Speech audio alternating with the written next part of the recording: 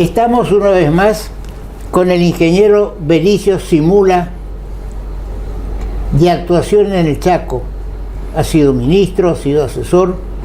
Es una persona destacada para poder analizar el tema del segundo puente Corrientes Chaco. Se ha hecho muchas especulaciones sobre este tema de Corrientes Chaco, del puente.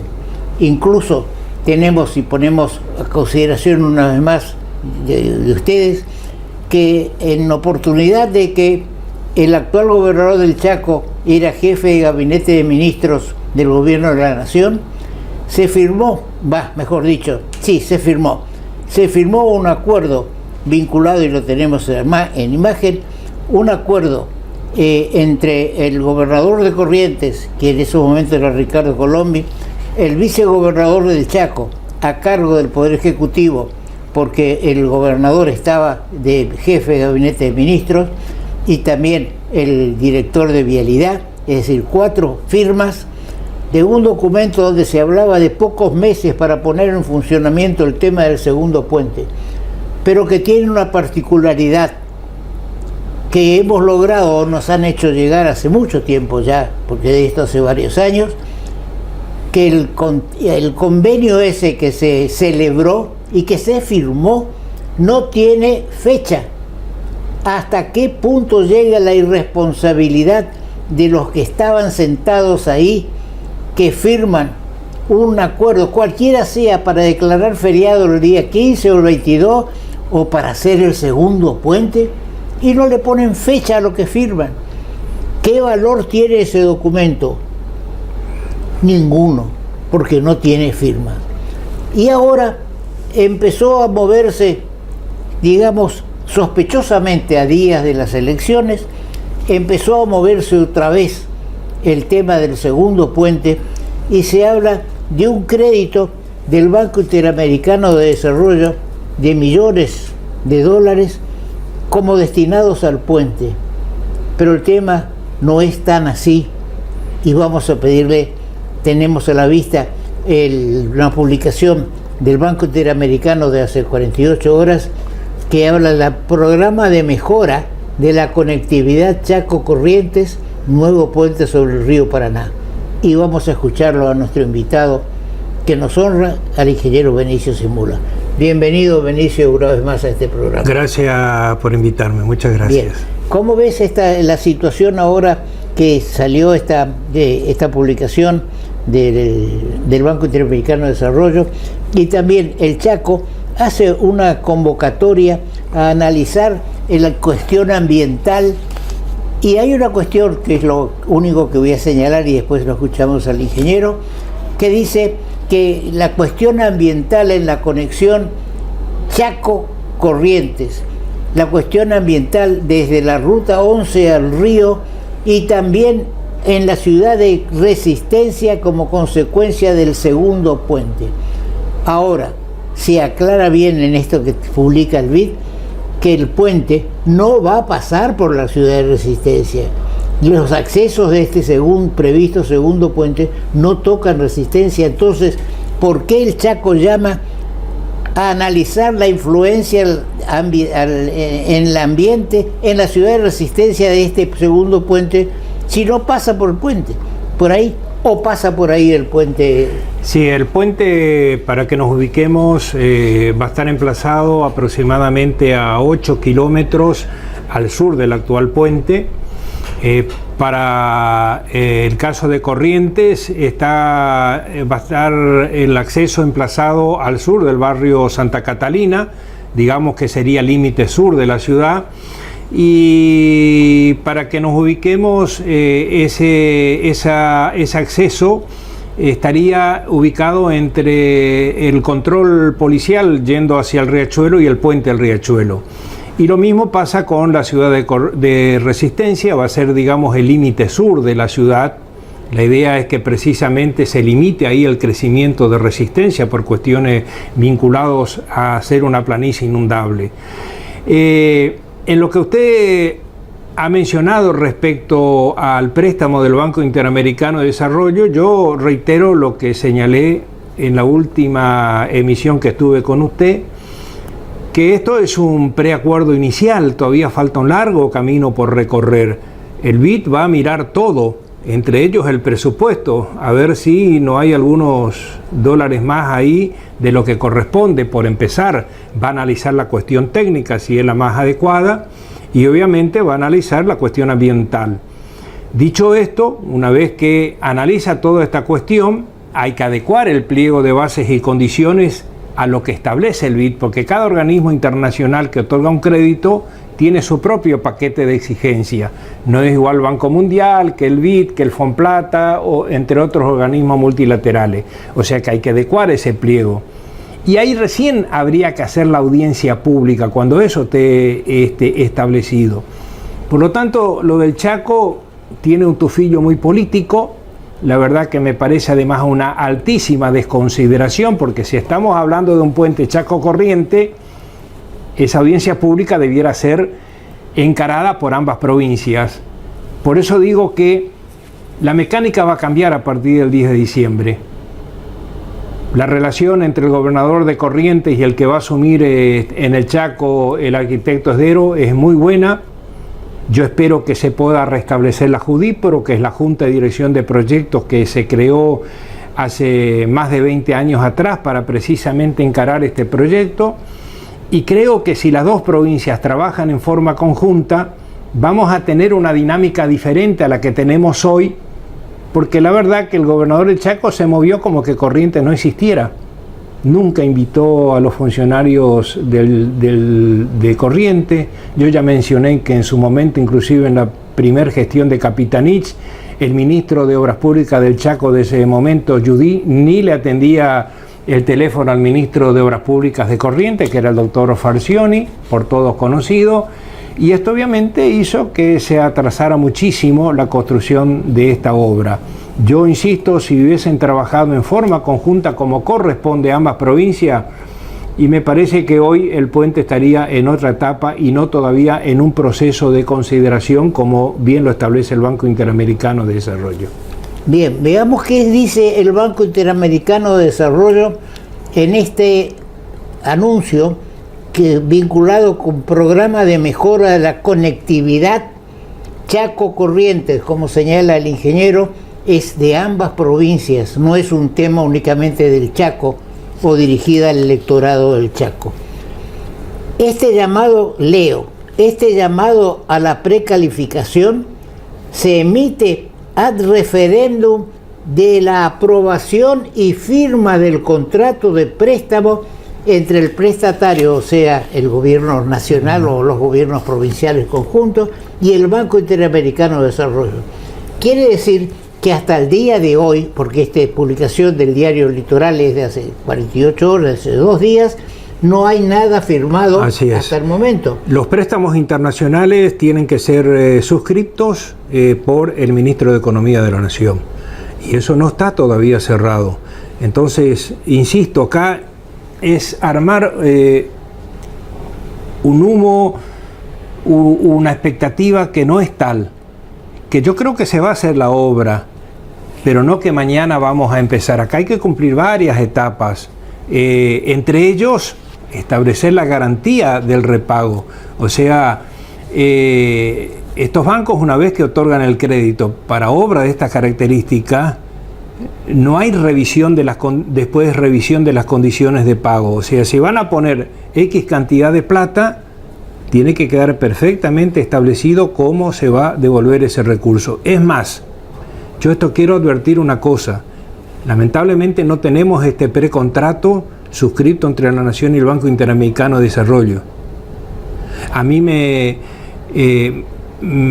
manifestó un pajarito, que no es el pajarito de Maduro, sí, que habría 100 millones de dólares que tendrían que poner las provincias del Chaco y Corrientes. O sea que avanzaron sin siquiera decir a la provincia de Corrientes, mire, usted tiene que poner X cantidad de dinero, ¿me entiende? Entonces, esto no se puede llevar a cabo de esta forma. Por eso digo que lo que hace el gobierno del Chaco, conjuntamente con la Nación, es realmente manejarse de forma que yo pocas veces he visto. Realmente pocas veces he visto, y en ninguno de los gobiernos anteriores ha existido esto. con Tato Romero Feri, con Ricardo Colombi, con el hermano de Colombi, con todos las relaciones han sido excelentes. O sea, ambos ministros trabajaron en forma conjunta. Cuando sube Capitanía en el Chaco, corta directamente las relaciones con Corrientes. ¿Cuántas veces se reunió el gobernador de Corrientes con el del Chaco? No tengo mucho. Nunca. Le importó 3 pepinos, perdónenme la expresión, pero digamos cómo son las cosas. Y así no se manejan. O sea, se saca foto en el Psicosur, las reuniones regionales, todo para la foto en la primer plana de los medios de prensa. Pero realmente estamos a 25 kilómetros de distancia, 2 capitales, 2 gobiernos, y no nos reunimos a trabajar en este tema. Cuando yo fui ministro de Obras Públicas del Chaco, no sé cuántas veces he pasado yo a Corrientes a reunirme con el entonces ministro Silva, y Silva pasó muchas veces al Chaco, y la verdad que trabajábamos en forma conjunta. Lo mismo pasó con Falcioni, que intentó llevar a cabo esto, o sea, tuvo la mejor predisposición y no lo pudo llevar a cabo. Entonces, yo tengo enormes expectativas favorables para la etapa que empieza el 10 de diciembre, de un trabajo en conjunto que yo creo que esto va a permitir que se aceleren los tiempos para la construcción del segundo puente. Pero usted bien lo manifiesta, estamos en pañales. ¿Se dio un paso? Sí, se dio un paso. O sea, ya hay un preacuerdo con el BID, pero todavía falta un montón para llegar a que se licite y se adjudique la obra. Sigo con esta publicación oficial del BID, que dice lo siguiente: se propone utilizar parte de los fondos de ese préstamo, y además arriba dice que el prestatario, o sea, la nación, ha solicitado al Banco Interamericano un préstamo para financiar el costo de la construcción de un nuevo puente sobre el río Paraná en las provincias de Chaco y Corrientes, y se propone utilizar parte de los fondos de ese préstamo para efectuar los pagos estipulados en el contrato. Es decir, que lo que se está pidiendo al Banco Interamericano de Desarrollo no es el 100% destinado al segundo puente. Así, la mitad. Es una parte, dice bien claro, una parte destinada a ese proyecto. Es decir, en cifras imaginarias, se pide 600 millones, 500 para el segundo puente, o 400 o 300.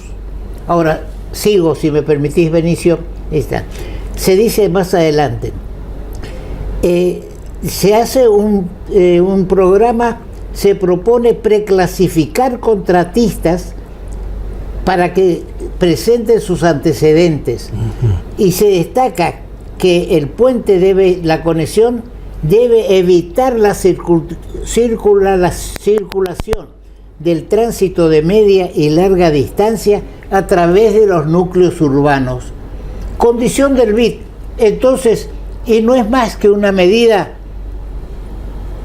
digamos, política, la de Capitanich, de incluir el estudio ambiental sobre la ciudad de resistencia que va a provocar el puente. Si el puente no va a pasar, el tráfico no va a pasar por ahí, el puente, nadie va a venir otra vez con las cargas, camiones de carga, a pasar por nuestra ciudad y por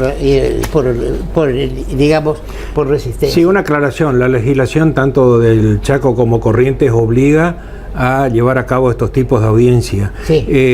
Lo que pasa es que todavía no está concretado, no está la traza, está el proyecto, pero falta definir algunos otros aspectos, y cuando esté definido, creo que recién en ese momento habría que llamar a audiencia pública.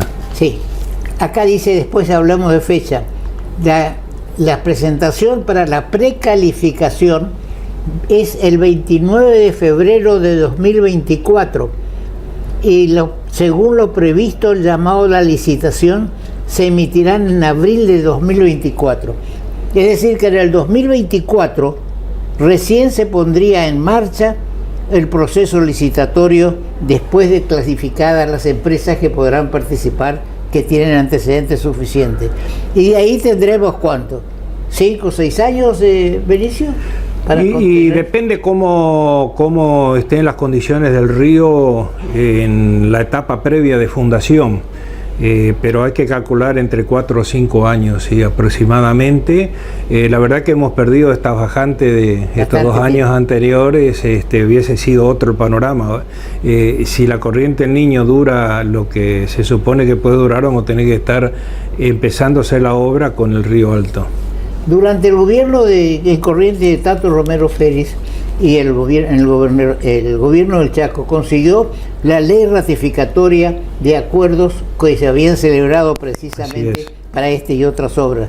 Lo que no se pudo conseguir es que Corrientes pueda sancionar una ley en ese sentido. En el Chaco rige por la Constitución una disposición que una ley, un proyecto de ley enviado por el Poder Ejecutivo, pasado un tiempo no es tratado, de hecho queda sancionado, y eso ocurrió en el Chaco. Acá no tenemos esa ley, esa disposición, y las cosas quedaron en el tintero, y así estamos hasta el día de hoy. Eso debiera ser en todas las provincias a nivel nacional.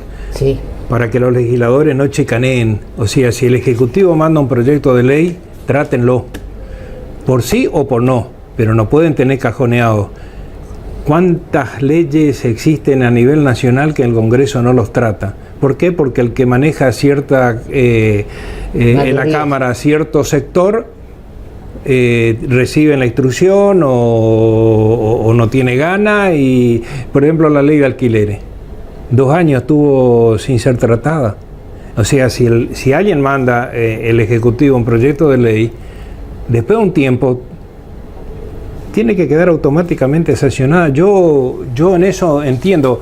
O sea, vamos a suponer que el presidente de la Nación, el que asuma, ¿no es cierto?, manda un proyecto de ley que necesita. Yo no creo que mande por mandar nomás. Debe entender que él lo necesita. Y no puede ser que el Congreso lo cajonee. Si ustedes no están de acuerdo, trátenlo y voten en contra. Y el Poder Ejecutivo sabrá qué hacer. Pero no puede estar ahí en stand-by. Esa es mi posición. A lo mejor otros no estarán de acuerdo con esta posición, ¿no? Bien. Sin duda que quiero dejar aclarado. Tanto el ingeniero Benicio Simula como todos los que han intervenido en este proceso. Yo también formé parte de una delegación a Washington del Banco Interamericano de Desarrollo para obtener fondos en años atrás, y tuvimos resultado negativo. Todos estamos contestes en que el puente es absolutamente necesario, y vamos a hacer todo lo posible para que se concrete lo antes posible. Nuestras referencias y nuestras críticas es para ordenar el proceso, para no ilusionar a la gente con un proyecto como que el puente ya va a estar pasado mañana, o que va a estar dentro de 1 año o 2. Ni siquiera está firmado aún el contrato del préstamo. Todos son preanuncios en una fecha que todos estamos viendo. En 48 horas sabremos qué pasa o qué va a pasar en el país. Bien, Benicio, muchas gracias por haber venido desde Resistencia a nuestro programa, y seguiremos de cerca este tema, como también el tema de un puente Goya Reconquista, que hay todo. Yo tengo documentación, que hay estudios hechos sobre la importancia que tiene este puente como una conexión Atlántico-Pacífico directo. Todas son obras que hacen al desarrollo de la provincia en general y también a ciudades en particular. Muchas gracias. Gracias, Horacio. Muy bien, seguimos con nuestro programa. Con el Banco de Corrientes, cargas más y pagas menos. Llena el tanque con esta super promo. Todos los martes, 10% de descuento en combustible con tus tarjetas de crédito Visa y Mastercard. Con un tope de reintegro de 4.000 pesos. ¿Te lo vas a perder? Conoce las bases, condiciones y comercios adheridos en www.promosdelbanco.com. Banco. El Banco de Corrientes. Se desarrolló en Corrientes un Congreso de Economía Regional, el 10º Congreso de Economía Regional, organizado por el Club de la Libertad. Club de la Libertad. En estos momentos en que el presidente electo Milei fundamentalmente por el Partido de la Libertad Alianza, más el apoyo de Patricia Bullrich y del ingeniero Macri y muchos otros, porque el porcentaje de votos que obtuvo Milei no eran suficientes como para poder alcanzar ese 55%.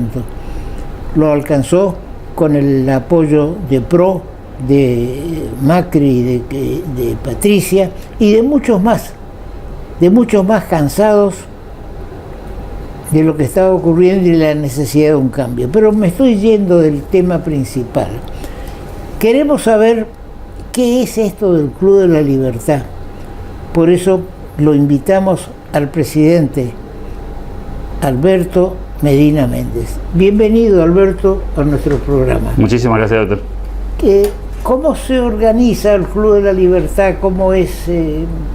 ¿Hay socios? ¿Aportan? ¿Por qué no explicas a la audiencia? ¿Cómo no? La Fundación Club de la Libertad nació hace casi 10 años. Vamos a cumplir 10 años en febrero del año que viene.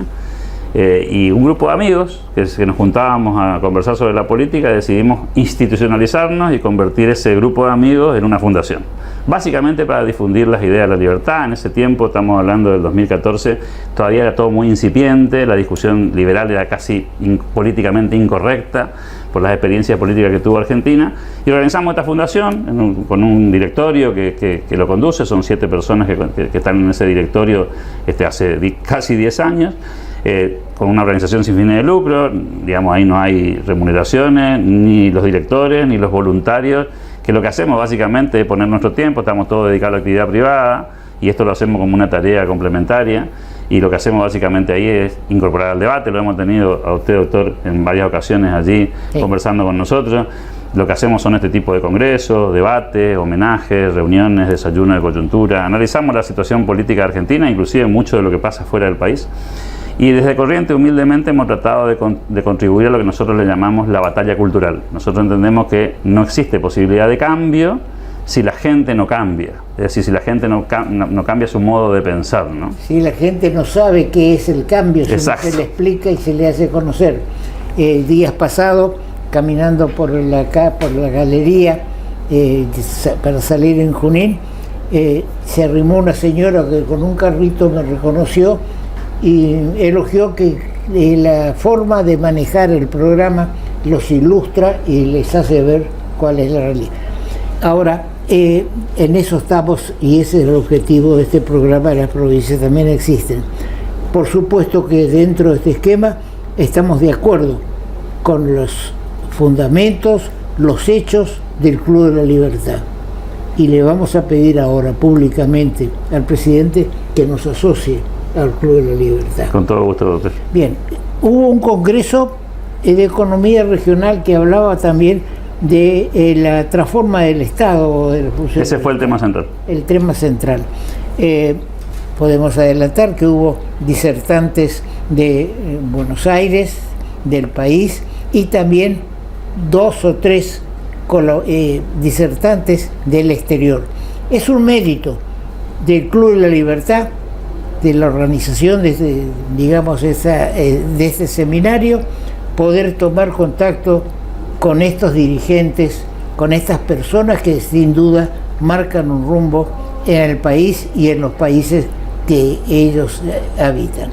¿Podés resumirnos las personas del país y los contactos internacionales que tuvieron? Como no, doctor, bueno, tuvimos de Argentina muchos oradores. El Congreso tuvo más de 40 oradores, pero algunos son muy conocidos, muy destacados. La hemos tenido a Diana Mondino, la futura canciller de Argentina, disertando con nosotros. Lo tuvimos a Ricardo López Murphy, lo tuvimos a José Luis Esper, también nos acompañó Edgardo Zablowski, el actual rector de UCEMA, Aldo Abraham, un conocido economista, Gustavo Lázari, otro conocido economista que aparece en los medios, Manuel Adorni, digamos, la mayoría de ellos con mucha experiencia en temas económicos. Particularmente la reforma del Estado era el centro de interés del Congreso. Todo el Congreso pasó por esta temática, y en ese contexto fue que invitamos a amigos de Paraguay que vinieron a contar las experiencias de las reformas paraguayas, y 2 charlas o 2 conferencias que para mí fueron muy importantes por el contexto económico, ambas sobre el tema de dolarización. Una desde Ecuador, contando cómo fue la dolarización ecuatoriana, y la otra es de Panamá, contando cómo fue el proceso dolarizador de Panamá. Son dos procesos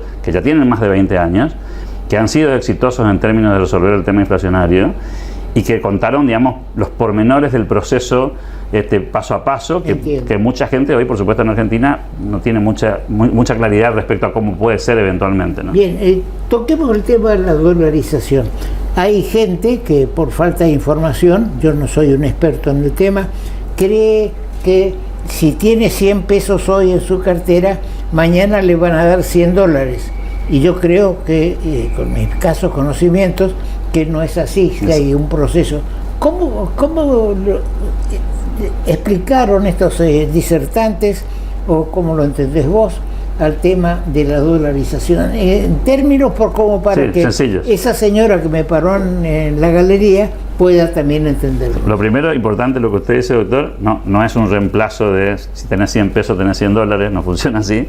Lo que básicamente pretende la dolarización es, por un lado, quitar la enfermedad de base de Argentina, que es emitir moneda, ¿no? Todos los gobiernos históricamente en Argentina, algunos más, otros menos, usaron la caja de imprimir billetes como un mecanismo para financiar el gasto del Estado cuando no le alcanzaba la plata con los impuestos que recaudaban o con la deuda que tenían.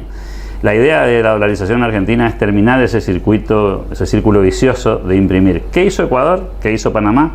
Bueno, eliminó su billete local, desapareció la moneda local, y lo que hizo fue convertir al tipo de cambio del momento el valor nominal de los pesos en dólares. Por ejemplo, en Argentina hoy, redondeando, probablemente $1 sean 1.000 pesos. Por lo tanto, si usted tuviese que convertir, no va a cambiar digamos, su situación de su poder adquisitivo de la noche a la mañana. Es decir, lo que va a hacer es lo mismo, pero con dólares circulando en la calle en vez de pesos. ¿Cuál es la diferencia importante que la gente debe entender? Es que una vez que no se pueden fabricar más pesos, el valor de la moneda tiene constancia, es decir, tiene continuidad. Lo que sale $1 sale $1, no es que mañana sale $1.50, pasado $2.20. Es decir, se elimina el proceso inflacionario de cambio de precio, pero no es que $100, 100 pesos, ¿no? Claro. ¿Sí? Eso se traslada también a los costos. Si claro, uno compra un kilo de carne en X pesos, esos pesos serán X dólares, ¿no? Se pasan a dólares al cambio oficial o al cambio libre. Al cambio libre, y esa es la discusión ahora, ¿no? La discusión va a ser cómo se va a instrumentar. Tampoco es un proceso mágico, no es que el 11 de diciembre nosotros vamos a tener circulando los dólares. Estas dos experiencias que tuvimos en el Congreso contaron que en el caso de Ecuador ese proceso tardó más de un año, porque hay un momento en el que la gente empieza a cambiar sus billetes locales por la moneda extranjera, en este caso por el dólar, y se va dando lentamente un proceso de conversión de la moneda local. Se convive un tiempo con precios en dólares y precios en pesos, en el caso de Argentina, y en algún momento desaparecen los pesos de la calle, no hay más circulante y todo el mundo tiene la nueva moneda y los precios se expresan exclusivamente en la nueva moneda. Y el Banco Central no puede emitir dólares.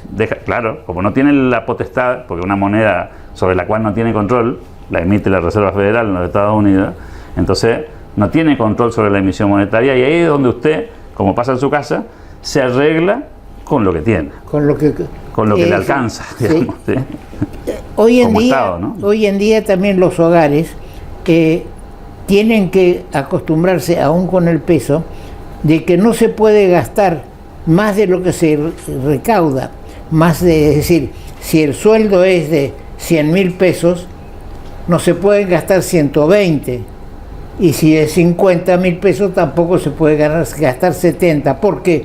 Porque para esos 20 o 50 hay que endeudarse, hay que salir a buscar dinero, y entonces entra ahí la vorágine de los intereses, el plazo y demás, y comienza la bola inflacionaria, así lo entiendo. Así es, con la diferencia que una familia no tiene cómo emitir, entonces se endeuda nomás. Claro. ¿Sí? El Estado se puede endeudar. Ahora ya no nos podemos endeudar más porque nadie le presta a Argentina. Hemos pasado a ser un país al que no se le puede prestar por sus 9 fracasos en términos de emisión de deuda, digamos. Entonces la única que le queda al gobierno siempre fue emitir. Como no quiere bajar su gasto, como no quiere adelgazar en términos de lo que gasta mal, de lo que despilfarra, sabemos que la política contemporánea en Argentina reparte lo que no hay, ¿no? Distribuye, pero al final distribuye papelitos de colores, porque esos papelitos de colores no tienen valor. Y usted tiene en el bolsillo, como tengo yo, unos billetes que todavía de lo nuevo que son, no se pueden despegar uno del otro, digamos, lo cual demuestra que estamos emitiendo hasta la semana pasada, ¿no?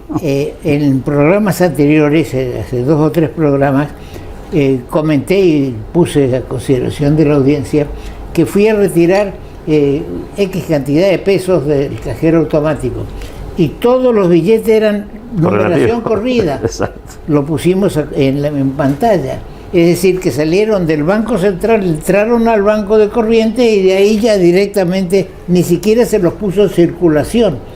Digamos, se fue para cubrir determinadas circunstancias. Bueno, y eso es lo que la gente debe entender, que es lo que genera inflación. Es decir, eso que usted vivió, como ese proceso de billetes correlativos, es lo que explica en buena medida porque estamos conviviendo con 150% de inflación anual, ¿no? El presidente electo, Milei, manifestó que el tema de obras públicas, por ejemplo, y otros más, para todos rige el mismo sistema, para comprar equipos de radiología, de medicina o para hacer cualquier inversión, lo que va a definir si se puede es la caja, es decir, si hay plata o no hay plata. Algunos entienden, por ejemplo, el caso de los colectivos en Corrientes, que si las empresas se han comprometido a un pago determinado, hoy no lo pueden cumplir y entonces viene este conflicto.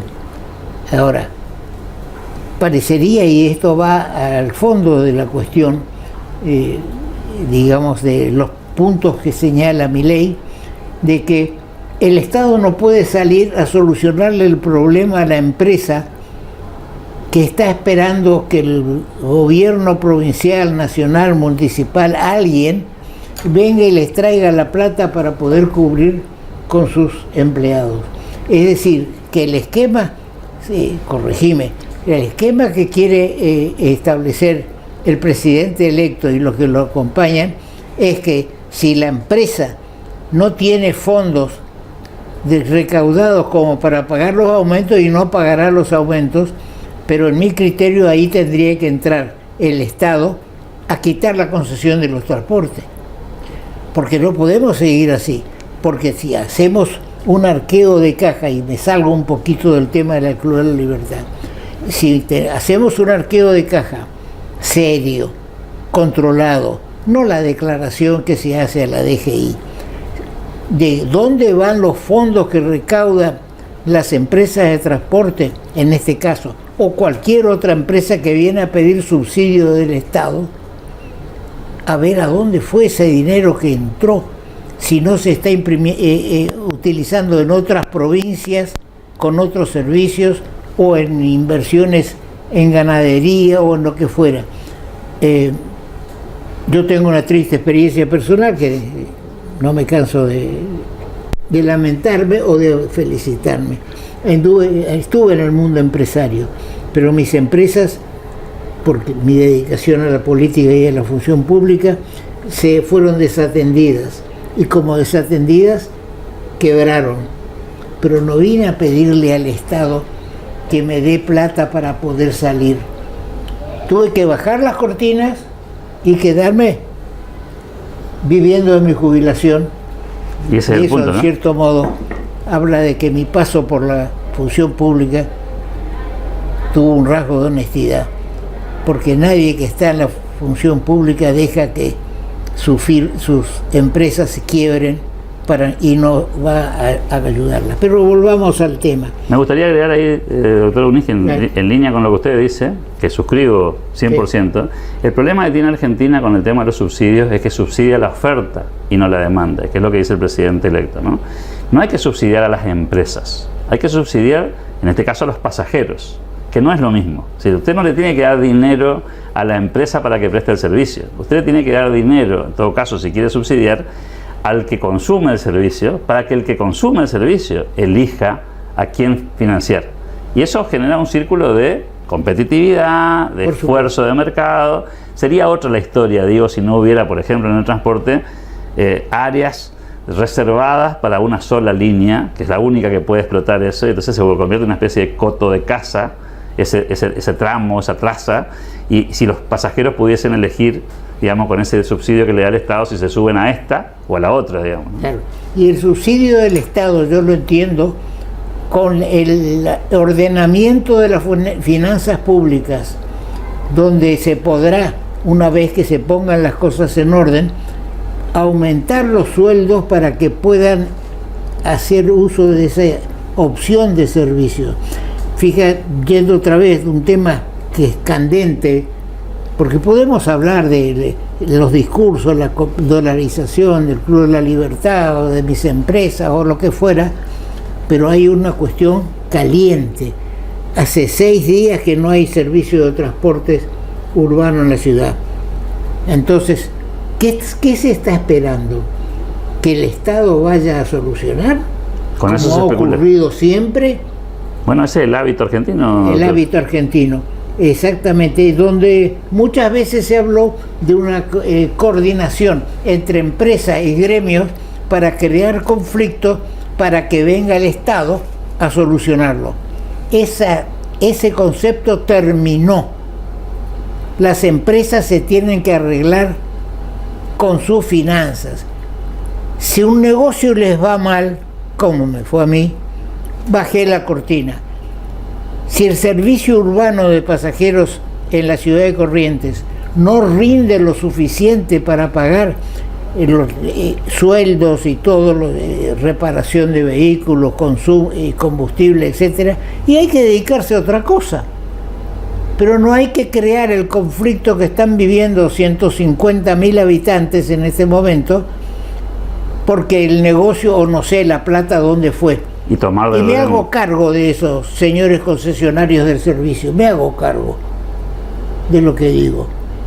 Y le digo también al gobierno municipal y al gobierno provincial, a quienes apoyo, porque han hecho buena letra con los fondos provinciales y municipales, los apoyo, pero también les digo, no podemos esperar al 2026 que termina esta concesión. Estamos en el 23, 24, 25, 26 y ya se está pensando armar una licitación para el 26. Yo pretendo del gobierno municipal y del gobierno provincial que se rescindan los contratos si no se prestan los servicios. Eso es elemental. Y si no se prestan los servicios porque no les rinde a las empresas, y bueno, que las empresas quiebren, ¿qué le va a hacer? Que vayan a dedicarse a otra cosa. Salimos del tema, pero es un tema candente y que en cierto modo explica la política que quiere implementar el presidente electo. Bien, ahora, dentro de el esquema político local se está organizando, y La Libertad Avanza puso un diputado nacional en Corrientes, Lisandro Almirón. Así es. Lógicamente va a ser más fácil ahora la organización de La Libertad Avanza con el presidente, con la acción del presidente Milei. ¿El Club de la Libertad tiene alguna relación con La Libertad Avanza o no? No institucionalmente, claro, institucionalmente no. Obviamente tenemos muchos amigos ahí porque han pasado por nuestros eventos, han venido a nuestros congresos, hay una relación, digamos, fluida con varios de ellos. El mismo Javier Milei estuvo 8 veces en Corrientes en nuestros eventos, en los eventos invitados por el Club de la Libertad.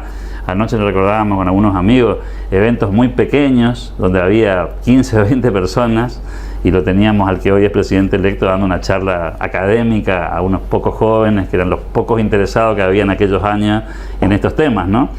Así que vínculos tenemos, no tenemos vínculo con la política formal, digamos, con la política local tampoco, pero como somos patrocinadores de estas ideas, estamos por supuesto muy dispuestos a seguir dando lo que nosotros creemos que sigue siendo importante ahora, ¿no? Usted lo está haciendo perfectamente, doctor Bruniski, que es explicar ahora cuál es la visión que tiene el presidente electo sobre alguna de estas cosas. Por ejemplo, usted hablaba recién de los subsidios. Poca gente sabe que el presidente electo no está en contra de los subsidios, está en contra de los subsidios a la oferta, de subsidiar empresas, no está en contra de subsidiar personas que por alguna vulnerabilidad necesitan tener cierto apoyo. Ahora, una cosa es apoyar personas y otra cosa es apoyar empresas. Así es. Yo tengo una lista que me llegó por internet de más de 200 instituciones fantasmas que están recibiendo apoyos del Estado Nacional. En una de esas hay uno que habla del Gaucho Gil. Ahora, yo creo que eso tiene que revisarse, porque ley pareja no es rigurosa.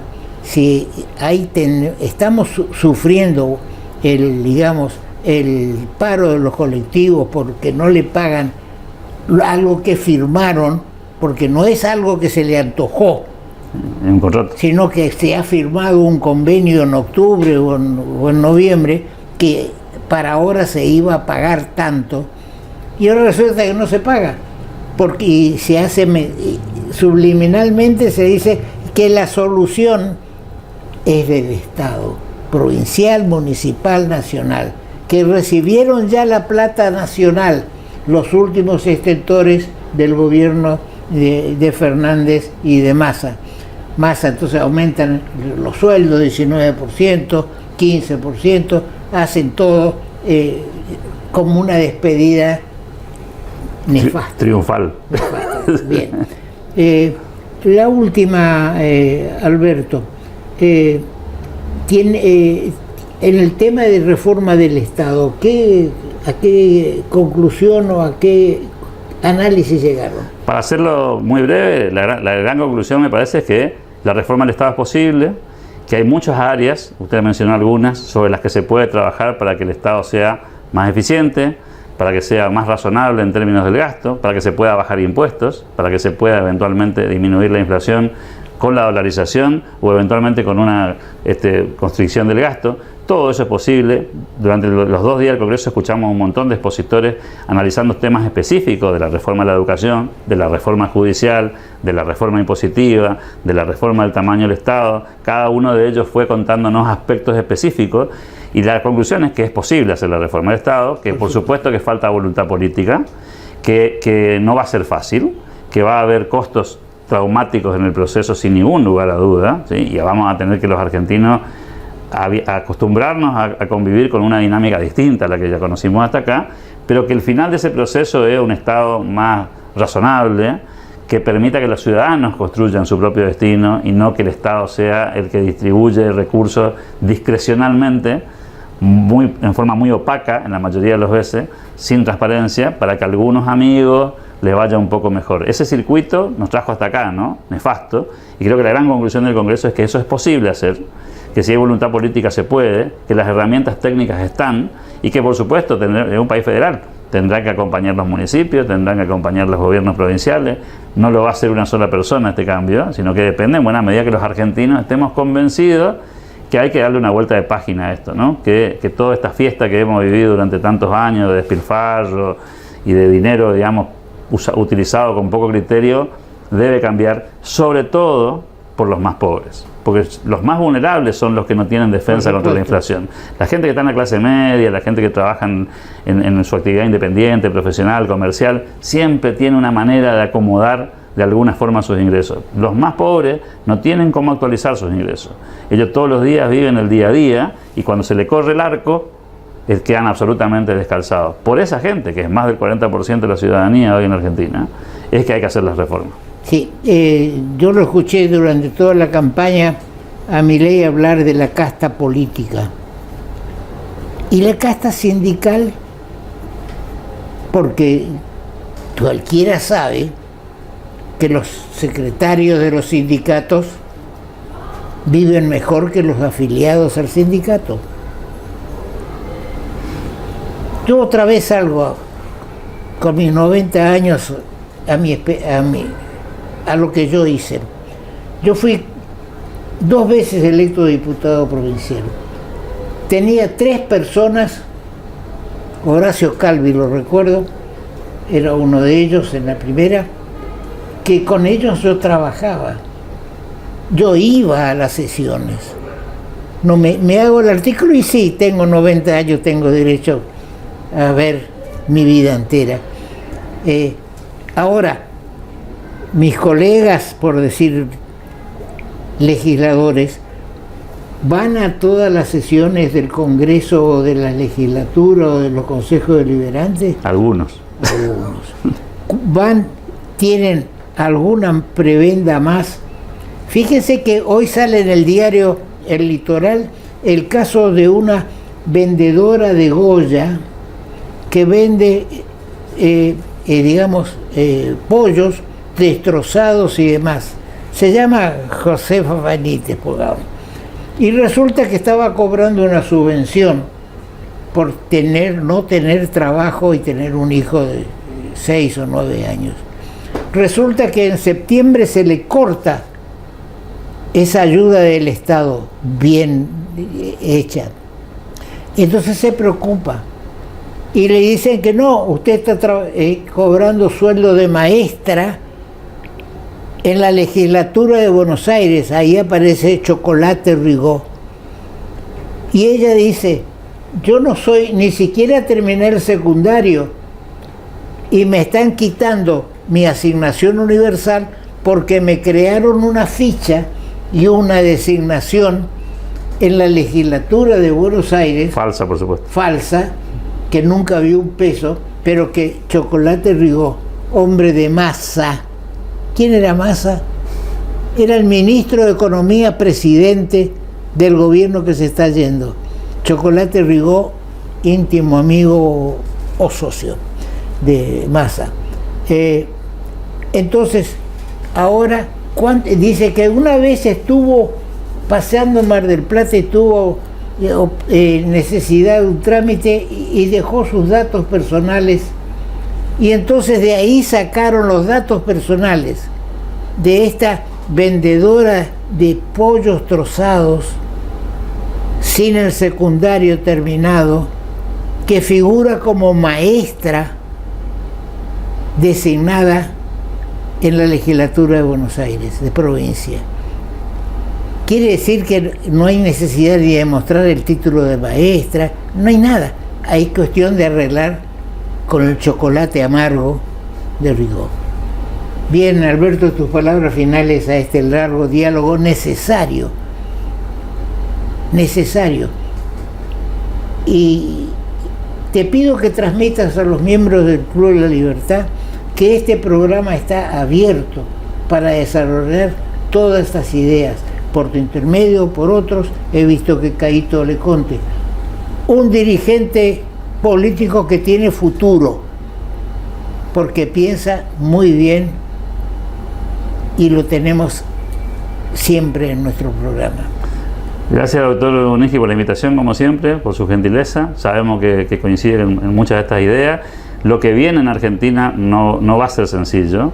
Salir de este modelo y entrar a uno nuevo con una lógica distinta tiene su proceso. No va a ser mágico. Esperamos que la gente en ese sentido tenga la paciencia de entender que un cambio tiene sus complicaciones, que un dirigente político que no tiene un partido histórico, que no pudo constituirlo con la suficiente fortaleza como lo tienen los partidos históricos, que no tiene mayoría en el Parlamento y que va a tener que construir esos consensos, seguramente va a cometer errores y va a tener tropiezos en el proceso. Nosotros humildemente desde la Fundación lo que vamos a hacer es tratar de ayudar a esta nueva gestión explicando las ideas que tiene el presidente electo, y que seguramente algunas de ellas van a poder implementarse en el corto plazo, algunas otras van a demorar un poco más, pero que la gente sepa que estas ideas son las que funcionan en el mundo desarrollado. No estamos hablando de invenciones, estamos hablando de las cosas que funcionan en los países del primer mundo. La lógica del primer mundo se hace con estas ideas y hacia ahí va a intentar ir Argentina, después de muchos años de girar en círculo y salir de estas corporaciones que tienen intereses. La corporación, usted las mencionaba, ¿no? La corporación política, también la sindical, también la empresarial. Argentina tiene muchas corporaciones con intereses, como pasa en todos los países, pero aquí tienen un poder desmedido y desarmar eso va a traer seguramente consecuencias, ¿no? Los comunicadores sociales, te incluyo, tenemos una gran responsabilidad en este momento. Tenemos que ayudar a que la gente entienda, a que el pueblo entienda que vienen medidas fuertes, pero con un fin muy, muy beneficioso. El expresidente Clinton le acaba de decir al presidente electo Milei, que está en Estados Unidos, que las medidas duras tienen que adoptarse en los primeros días o en los primeros meses de su acción. Tenemos que estar dispuestos a soportar, porque nadie se va a morir de hambre porque Milei busque el cambio y aplique medidas. Son otros los que van a ser perjudicados, aquellos que han usado el Estado para su propio beneficio, por vía de concesiones, de licitaciones o de lo que sea. Y los obreros de la construcción, y esto va por mi cuenta, no se preocupen. Cuando se arme la caja, va a haber plata para trabajar, para hacer obras, porque un país que no abra obra pública se atrasa sensiblemente. Muchas gracias. A usted, doctor. Ahora comunicarte con la MUNI es más fácil. Llama al 147. Sumamos una nueva línea de atención telefónica directa y gratuita las 24 horas. Podés realizar todo tipo de reclamos sobre servicios municipales, consultas, asesoramiento de gestiones y trámites. También podés requerir info de eventos, turismo y más. Hola, somos el Servicio de Atención Ciudadana de la Municipalidad de Corrientes. ¿En qué te podemos ayudar? Línea 147. Estamos cerca tuyo, Municipalidad de Corrientes. Tenemos el gusto de presentar a ustedes a José Antonio Pocho Romero Félix. Para todos nosotros y los que están del lado de la pantalla, es Pocho Romero Félix. Pocho Romero Félix fue gobernador en 1983. Tenía algo más de 40 años. Pocho Romero, antes de ser gobernador, ya fue embajador en Costa Rica. Después fue, terminado su mandato de 4 años, fue también diputado nacional, senador nacional, y ahora fue electo como diputado al Parlasur en la lista encabezada por el gobernador de Córdoba, Schiaretti, quien tomó contacto con nuestro comprovinciano y le ofreció un lugar en la lista de parlamentarios del Mercosur, y obtuvo esa lista más de 1 millón de votos. 1.800.000. 1.800.000 votos, cifra que lo coloca a Schiaretti como una reserva política importante. Bien, voy a hacer una pequeña síntesis previa. Conversábamos con Horacio Pozo hace un momento de que la necesidad de un gran acuerdo nacional, o digamos un gran acuerdo entre todas las fuerzas políticas. Pocho Romero Félix fue electo gobernador en 1983, luego de que se firmara un pacto entre el Partido Autonomista y el Partido Liberal para sacar a la provincia adelante. Hubo 2 listas que se presentaron, una por el Partido Autonomista, otra por el Partido Liberal. La que ganaba y consagraba gobernador, y ganó la lista del Partido Autonomista, y Pocho fue un gran gobernador, hizo mucho por Corrientes. Después, con el transcurso del tiempo, también el Partido Demócrata Progresista se incorporó al Partido Autonomista Liberal y quedamos los 3 partidos, digamos, en funciones. Hoy queremos que Pocho nos diga cómo funciona el Mercosur. Él es parlamentario Parlasur, digamos, diputado del Parlasur. Confiamos en que Pocho desde ahí siga haciendo por Corrientes lo que está haciendo. Digamos, él publicaba una declaración que tiene las mismas fuerzas de hace 40 años, y ustedes lo van a notar en esta nota. Bienvenido, Pochito querido. Querido profesor y gran amigo, te tengo que, primero, agradecer la invitación. Segundo, si yo tengo la misma fuerza de 40 años, vos, que fuiste mi profesor, veo esta lucha tremenda que tenés por esclarecer las ideas, por informar, por formar opinión, con este programa de las provincias que existen más allá de es una síntesis de lo que nos hace falta hacer. Y vos hablabas hoy de Juan Schiaretti, y yo digo que fue el único candidato a presidente que no estaba dentro de la ciudad de Buenos Aires o de la capital y también del conurbano bonaerense. Un gobernador exitoso, puede haber cometido errores, incluso algunos se abrieron, como el amigo Urtubey, que es un hombre con capacidad también, y algunos otros, y él acometió y se hizo una reunión, la ama de casa, Partido Demócrata Cristiano, el Partido Autonomista Nacional y el socialismo también.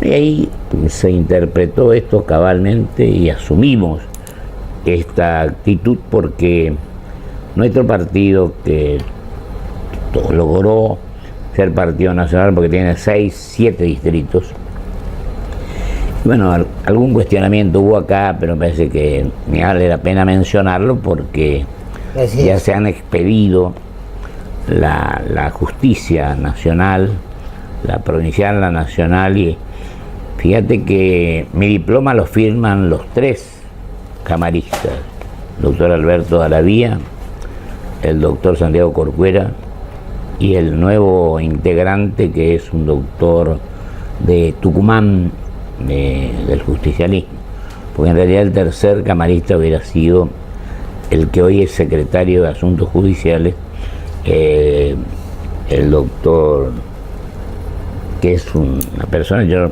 prefiero no mencionarla, pero que entiende en este tema.